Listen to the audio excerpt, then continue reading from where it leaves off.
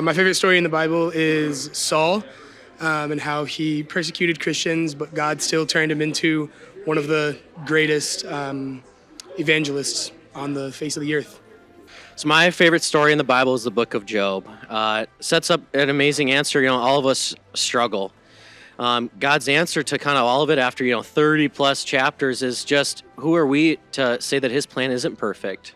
Mine's not really a story, rather the life of Moses. I just love how God worked through Moses as a leader.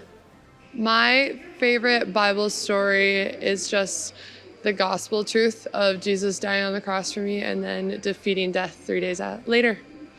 My favorite story in the Bible is when Jesus calmed the waves in the storm of the disciples in the boat. That was the first time the disciples saw the sovereignty, that the natural elements obeyed Jesus the way that they obeyed God. That's huge for me.